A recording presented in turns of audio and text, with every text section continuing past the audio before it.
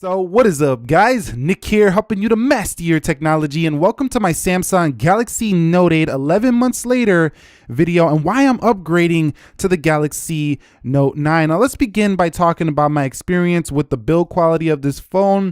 I have a few micro scratches on the back, mostly probably from placing it on a table when doing speed test comparisons and things of that nature. But I have dropped this phone without a case a couple of times, and it survived both those times without any cracks to the glass. Now granted, I did not drop this phone on the corners or anything like that, so you don't see a spider web shatter here for the Note 8. I also have a self-inflicted wound here on the SIM card tray where I was putting in, the needle to get that little SIM card out because I constantly switch phones, so that's kind of self-inflicted. Over here, there's a slight scratch here on the fingerprint scanner. You can see right there. So it's not a perfect build quality, but it does have pretty good build quality. And after 11 months, I'd say this phone looks rather new, actually. It doesn't look like it was used that much at all. So thumbs up for the build quality on the Note 8. And if you're deciding to get one, it's got pretty good build quality. But that takes us on to design. Discussing design of the Galaxy Note 8, it's a very niche design. I mean, not everybody's going to want this super large phone, especially considering that Samsung has much more compact displays such as the Galaxy S8, the Galaxy S9, and this phone was actually designed to be large, but you can see right here, the Samsung Galaxy S9, for example, is a much more compact feel. You can get a phone with a large screen like this and still have a comfortable feel in the hand, whereas with the Note 8, you're going to get something that's a little more large and tall. But at the same time, I don't think the S Pen would be as enjoyable on a smaller canvas. The point of having such a large canvas is so you can do drawings and writings and things like that, and that's where the S Pen comes into handy, because if you're doing a note, for example, and you have all this canvas in real estate to go ahead and write on, that's going to help you out tremendously. So you can see right here, you got your hand, you're going to put your palm here, and you're going to say like Galaxy Note 8. And you could see having that room on this large display to go ahead and rest your palm is a benefit. So that's why this display, I feel, is so large, and it's going to continue to be that way on the Galaxy Note 9. So discussing the display quality, we still haven't got onto a reason why I'm upgrading to the Note 9, and display quality is definitely not one of them. The display on this phone has been fantastic. You can change the resolution, as you can do with any Samsung device here on the Note 8. If we go down into display settings, it is very packed with screen modes. A lot of Android phones do this now, but the Samsung was one of the first to do these kind of things where you can go ahead and change that. And you can change your screen resolution to Full HD plus WQHD. It doesn't have the highest pixels per inch or the highest resolution on any smartphone, but it's still top notch in its color reproduction. And the OLED panel that was put on the Note 8 is probably one of the best in the business in comparison to a lot of other smartphones. It just stands out. It looks like a sticker on the display. It's really beautiful, and even if you bought it now, you're still getting one of the best displays on planet Earth. Talking about the Galaxy Note 8 S Pen, I had the Note 5, and the S Pen on here was even better. It felt better to write with. It had more features, and that's basically about it. That's all I've really noticed. It had more features, and it felt better to write with. It has the better tip on this pen as well. But the pen is supposed to get improved even more with the Galaxy Note 9, which is another reason, which it actually brings me on to my first reason why I'm upgrading, is the improved Bluetooth S Pen. I would like to see what Samsung's going to do next with this. As every iteration, it seems like they're getting better and better with the way this feels. The Galaxy Note 8, when I first started writing with it, it felt closer to a real pen than the Note 5 before, but the Note 5 was really good as well.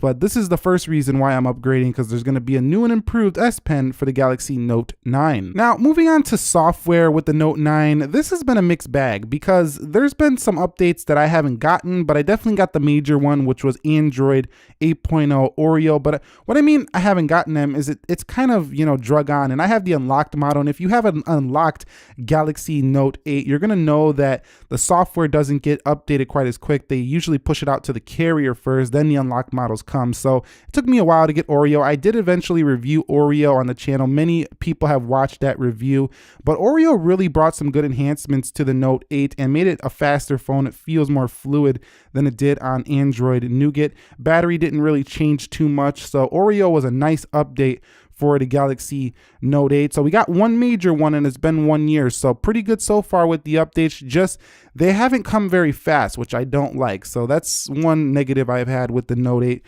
But other than that, at least having one update so far is a pretty good thing, especially considering that's a major update to Android 8.0 Oreo. We should see Android P come to the Note 8 as well. Discussing the performance of the Note 8, the way I could describe the performance in the past 11 months is it's been very fast considering it has 6 gigs of RAM, but that's a little bit too common sense. Like, of course, it's fast. Got a Snapdragon 835, 6 gigs of RAM, duh. But what I want to describe here is that the Galaxy S9 for some reason just feels a little more swifter. That's probably due to the 845, the way they optimized it. But the Note 8, I don't know what it is. It just never felt as fast as the S9 Plus, for example. And this is the second reason why I'm upgrading to the Galaxy Note 9, is I feel Samsung is really going to up the performance a little bit over the Note 8. But as far as lag goes, in the past 11 months, there hasn't been no lag. I mean, I could run multiple apps at a time and they hold in the background. And this really future-proofed the Note 8 by putting that 6 gigabytes of RAM in this phone prior to the launch of the Galaxy S9 Plus, which adopted that 6 gigs of RAM as well. You could just run apps all day on here. There's no lag. There's just something about the animations and the way it, just opens things up that just doesn't feel quite as fast as what Samsung's offering on the S9 Plus, which I think they're going to bring, I know they're going to bring to the Note 9, which is a great reason to update to the Note 9 if you were interested. Moving on to the cameras with the Galaxy Note 8, they've been pretty great actually, and you could put the Google Pixel camera on here and get even better photos with this camera, but very solid camera. I did a full-blown camera review on this when the phone first came out, like an all-day real world, tons of samples. If you want to check that out, link down below in the description area of this video. But as a dual camera, it has plenty of features. It doesn't have that gimmicky, AR sticker thing. It's got pro mode, panorama shot, slow motion, hyperlapse, food, virtual, and there's more. So this camera basically had all the tricks you needed in the book. I think the software, I don't know why the timer is not here in the software. That's one gripe I have with it. It's going to be closer to the S9 Plus's software when it does come out with the Note 9, but it's a pretty good one. And the front camera is also solid. Take a look at these samples I've taken over my experience using this phone and decide for yourself if this is still something you might be interested in.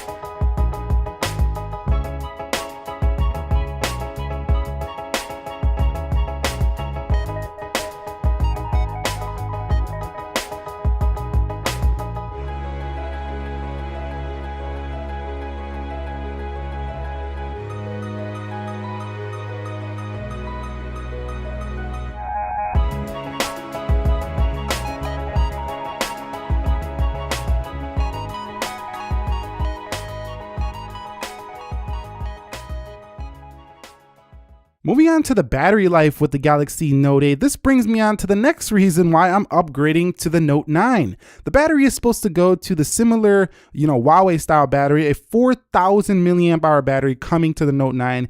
And this is an area where I've been disappointed with the Note 8 is the battery life. It's one of the worst of the flagships I've seen in the past year. The iPhone X seems to last longer sometimes. The Galaxy S9 Plus seems to last longer sometimes. And the iPhone 8 Plus definitely lasts longer in my experience than the Note 8, but that's only happened lately after I've been using it a while. When I first got this phone, the battery was really good, but overall it's not been horrible. You can get through a day, but it's not the type of phone that I feel like you can just keep using and using and using and it's just going to stay up there in the battery life. This one I definitely had to charge, more often than I would like. So battery life improvements are going to be large for the Note 9 and one of the main reasons I'm going to be upgrading. There's only one complaint when it comes to the call quality, not how it sounds when you're talking in this, but through the speaker. this is another reason why I'm upgrading to the Note 9. Is the audio quality through the speakerphone is not that loud, and if you cover it up, you know, you're not going to hear nothing. There's not dual speakers on this setup, but call quality was strong. Moving on to the actual audio quality of this phone, the speaker, while it's not tinny, it's not the loudest in the world either. So let's go ahead and go to my channel and play a quick video really quickly. You know what, let's just play that S9 Plus review. And Galaxy S9 Plus, the camera reimagined. In 2018, so you can see it's definitely loud, but there it goes, it's gone. No Dolby on here. Nice headphone jack, don't get me wrong. There's no quad DAC in here though, like the LG's offering, but you do have a headphone jack. That's a good thing, and it comes with some pretty nice headphones in the box.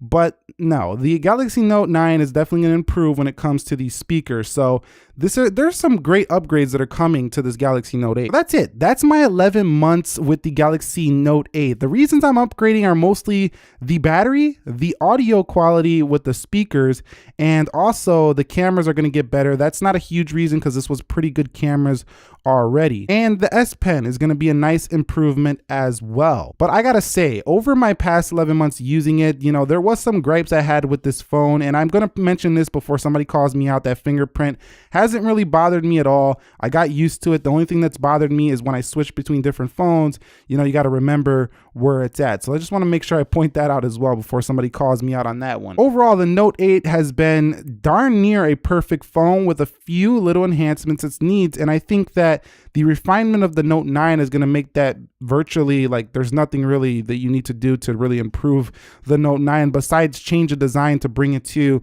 you know, an all-screen design like the Apple Find 10 is doing, or like the future of the phones. That's the only gripe I think a lot of people are having with the Note 9 is that it's not going to have the ultra new all-screen design. It's just going to be a super refined Note 8, but the Note 8 was so good that having a super refined Note 8 is going to be like almost the perfect Note. Anyway, that's it for me. What do you guys think? Are you getting a Galaxy Note 8? Because I do think it's still a great buy, especially considering it's dropped like half its price. You can get it for like $500 now.